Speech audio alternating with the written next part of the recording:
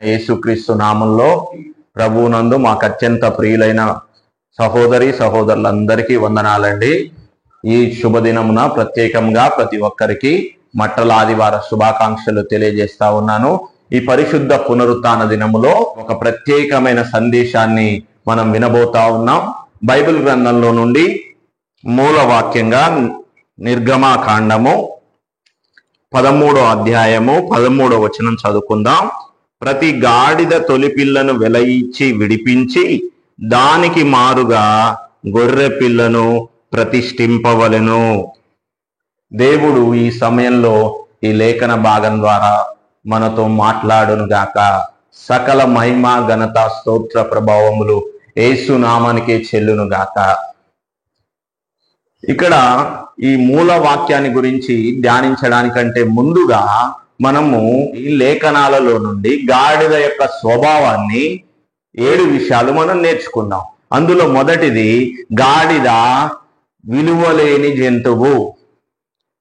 Bible గ్రంథంలో mark సువార్త 11వ అధ్యాయము 4వ వచనం, వారు వెళ్ళగా వీధిలో ఇంటి బయట తలవాకిట కట్టబడి ఉన్న గాడిద పిల్ల ఒకటి వారికి కనబడెను. ఇక్కడ గాడిద ఇంటి బయట తలవాకిట కట్టబడి ఉన్నది. గాడిదకు ఇంటిలో స్థానం లేదు, గాడిదకు వసారాలో స్థానం లేదు. గాడిద స్థానం ఎక్కడంటే ఇంటికి బయట. ఎందుకంటే గాడిద విలువలేని జంతువు. మామూలుగా మనుషులు ఏ పని చేయని వ్యక్తులను ఎటువంటి బూతు పదాలు వాడకుండా తిట్టాలంటే అరే గాడిద గాడిద గాడిద అని తిడతా ఉంటారు. అంటే మనిషిని గాడిదతో పోలుస్తూ ఉంటారు. గాడిద ఒక విలువలేని జంతువు. రెండవది, గాడిద తప్పిపోయే స్వభావం ఉన్న జంతువు. పరిశుద్ధ లేఖనాల్లో నుండి సమూయేలు రాసిన మొదటి గ్రంథము 9వ అధ్యాయము 3వ వచనంలో చూసినట్లయితే, సౌలు తండ్రి అయిన కీషు యొక్క గార్ధబములు తప్పిపోగా.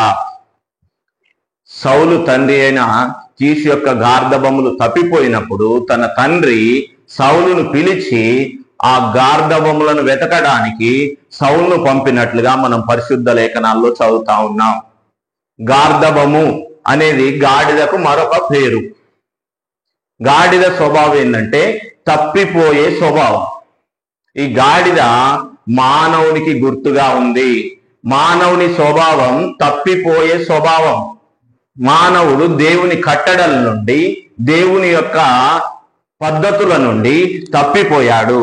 బైబిల్ గ్రంథంలో అపోస్తలుడైన పౌలు రోమీలకు రాసిన పత్రిక 3వ అధ్యాయం 12వ వచనంలో అందరూ త్రోవ తప్పి అని రాయబడింది. మానవులు త్రోవ తప్పిపోయి ఉన్నారు. మూడవదిగా చూసినట్లయితే గాడిద కట్టబడిన స్థితిలో ఉంది.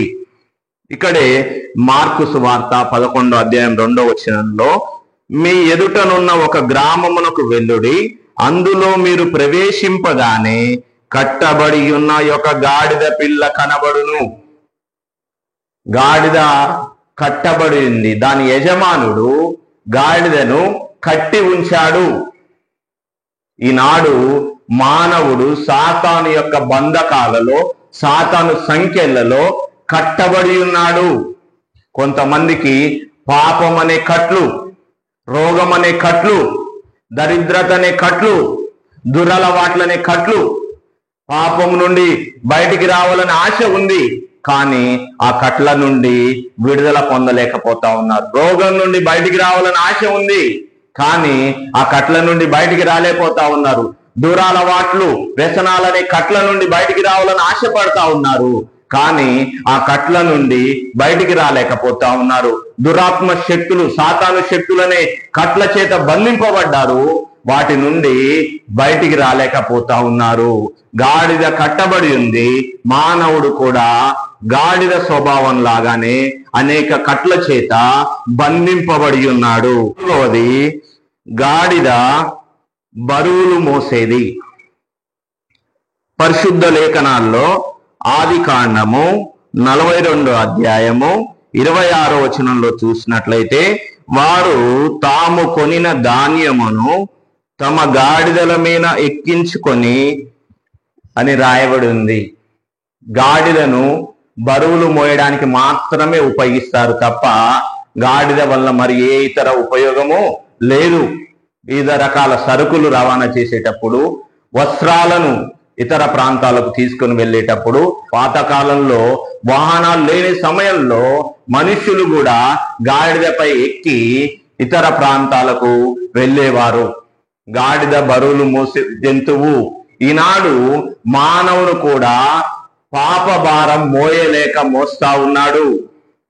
పాపాన్ని తన మీద వేసుకొని మోయలేక ఆ భారాన్ని వదిలించుకోలేక మనుష్యుడు ఉట్టుమిట్టాడుతా ఉన్నాడు, అల్లాడిపోతా ఉన్నాడు. 5వదిగా, గాడిద బుద్ధి జ్ఞానము లేని జంతువు.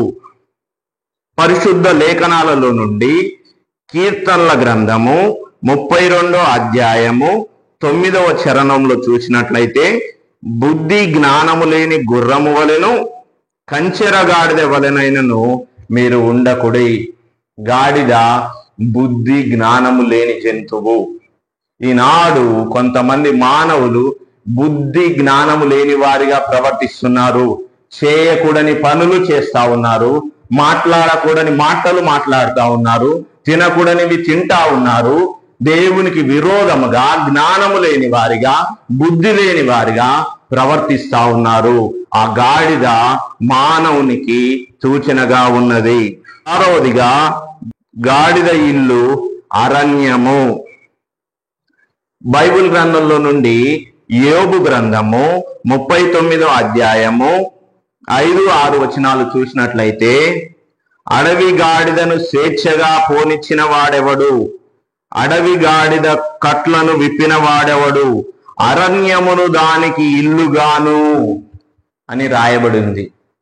గాడిద ఇల్లు అరణ్యము. మానవుని ఇల్లు ఈ లోకము. మానవుడు ఎంత కాలం ఈ లోకంలో ఉన్న వాటిని పొందాలనే ప్రయాసపడతా ఉన్నాడు. ఏదో సంపాదించాలి, ఏదో పొందుకోవాలి, ఏదో అనుభవించాలి. ఈ లోకంలో ఉన్న వాటినన్నిటిని, శరీరాశ, నేత్రాశ, జీవబుడమ్మాన్ని పొందుకోవాలని ఆశపడతా ఉన్నాడు తప్ప మానవుని యొక్క జీవిత గమ్యం ఏమిటిది? మనిషి చనిపోయాక ఎక్కడికి వెళతాడు, ఆత్మ ఎక్కడికి వెళుతుంది అనే వాటి మీద మానవుడు తన శ్రద్ధ ఉంచలేకపోతా ఉన్నాడు.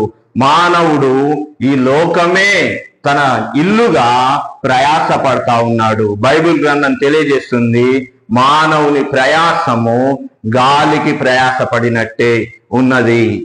7వ అంశం, గాడిద అపవిత్రమైనది. మందిరంలోనికి వెళ్ళడానికి, దేవుని సన్నిధికి వెళ్ళడానికి గాడిదకు అనుమతి లేదు. బైబిల్ గ్రంథంలో ఆది కాండము 22 అధ్యాయము 5వ వచనంలో చూసినట్లయితే, అబ్రహాము తన పనివారితో, మీరు గాడిదతో ఇక్కడనే ఉండుడి, నేనును ఈ చిన్నవాడును అక్కడికి వెళ్ళి దేవునికి మ్రొక్కి మరలా మీ యొద్దకు వచ్చేదమని చెప్పి, ఇక్కడ అబ్రహాము తన పనివానితో చెబుతా ఉన్నాడు, మీరు ఈ గాడిదతో ఇక్కడనే ఉండండి, నేనును ఈ చిన్నవాడును వెళ్ళి దేవునికి మ్రొక్కి మరలా వస్తాము. అంటే గాడిదకు దేవుని సన్నిధికి వెళ్ళడానికి అనుమతి లేదు. గాడిద అపవిత్రమైన జంతువు. ఈనాడు మానవుడు కూడా అపవిత్రమైన జీవితాన్ని జీవిస్తా ఉన్నాడు. పాప జీవితాన్ని జీవిస్తా ఉన్నాడు. పాపపు కట్ల చేత బంధింపబడి ఉన్నాడు. దేవుని నుండి దూరము చేయబడి ఉన్నాడు. యెషయా గ్రంథంలో రాయబడి ఉన్నది, మీ పాపములు మీకును దేవునికిని అడ్డముగా ఉన్నవి. మన పాపములు దేవుని నుండి మనల్ని దూరం చేస్తా ఉన్నాయి. దేవుని సన్నిధి నుండి మనల్ని దూరం చేస్తా ఉన్నాయి. నిర్గమకాండం 13వ అధ్యాయం 13వ వచనం మన మూల వాక్యంలో రాయబడినట్లు, గాడిదకు ప్రతిగా గొర్రె పిల్లను ప్రతిష్ఠించవలెను. గాడిద అపవిత్రమైన జంతువు. అపవిత్రతలో ఉన్న మనల్ని, పాపములో శాపములో కొట్టుమిట్టాడుతున్న మనల్ని, పాప బంధకాల్లో బంధించబడి ఉన్న మనల్ని జిగటగల దొంగ ఊబిలో నుండి లేవనెత్తడానికి, ఆ గాడిదలమైన మనల్ని విడిపించడానికి మనకు మారుగా గొర్రె పిల్లగా యేసు ప్రభువారు కలువరి శిలువలో బలి అయ్యారు.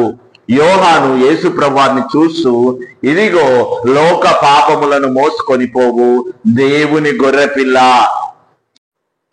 గాడిద కట్టబడి ఉన్నది.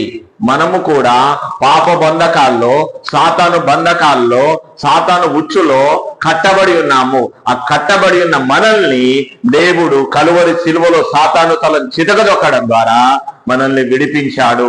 ఎవరైతే తన యొద్దకు వస్తారో, ఎవరైతే యేసు రక్తం ద్వారా కడగబడతారో, ఎవరైతే దేవుని బిడ్డలుగా మార్చబడతారో వారికి సాతాను బంధకాల నుండి విడుదల దొరుకుతుంది, పాపము నుండి, శాపము నుండి విడుదల దొరుకుతుంది.